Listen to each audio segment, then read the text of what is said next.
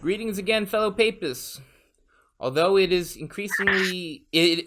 becoming increasingly more difficult to remain one, it is no secret that the current pontiff is sorely testing the faith of traditional Catholics, who are doing their best to avoid the trap of sedevacantism. Woohoo! Even EWTN is criticizing the Pope, and the definition of infallibility is getting narrower each time a problematic statement is issued from Rome.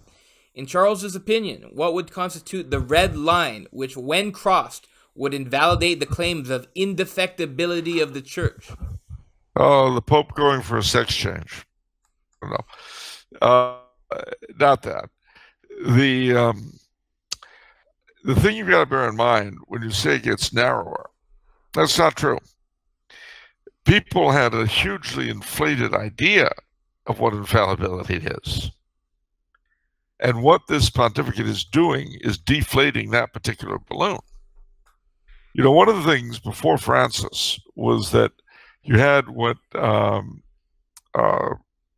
my friend Chuck Wilson, the head of the St. Joseph Foundation, called creeping infallibilism, where, you know, people were willing to give the mantle of infallibility not just the extraordinary magisterium, but the ordinary magisterium, and then that was, you know, anything a pope said, and anything he wrote, and it began to include what prophecies put out, you know, and no one could tell you, and they still can't tell you, what the boundaries of the ordinary magisterium are. Nobody has an answer to it. And there's no question of the ordinary magisterium being infallible. It's not. You always have to refer back to the extraordinary magisterium, and that is rarely exercised. So to answer your question concretely, when was the last time infallibility was invoked? It was not invoked for Vatican II.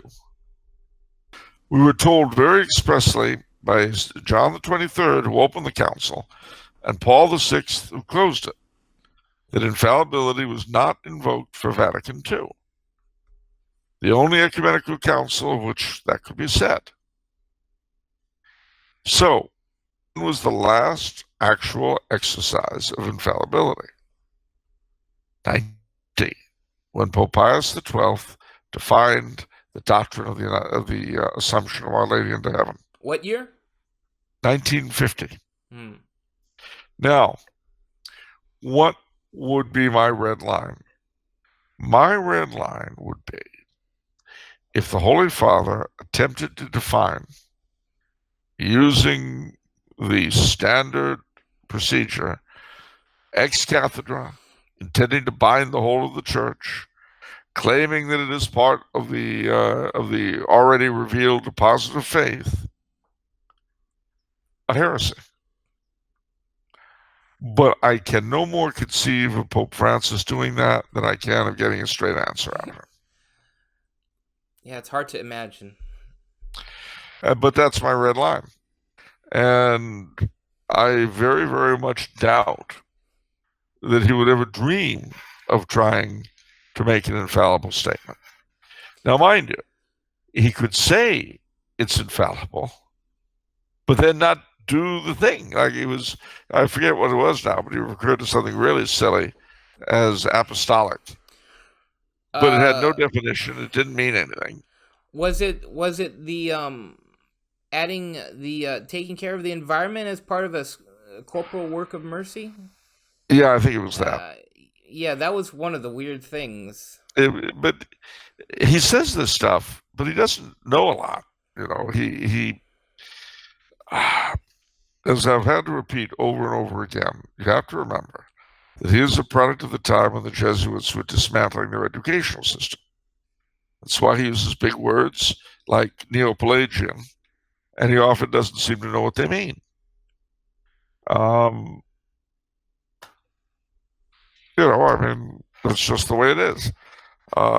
Because words do have meanings, you see. And even if he's the Pope, he can't simply come out and say, you know, the problem of all Canadian right-wingers is that they're really pythons. Well, no, a python is a snake. You see, and if he were to say that, then he's either trying to engage in magic, or he doesn't really know what a python is. I sometimes like his big words. I think you're being Well, a fomenter of coprophagia right now, Charles. well, that may be. That may be. The fact that he knew that word and enjoyed using it makes you wonder. That tripped me out. That Yeah, was fun. he's and that would be my red line if he had to if he tried to define coprophagia as a revealed truth of the faith. I would definitely say that the sea is vacant. Wow.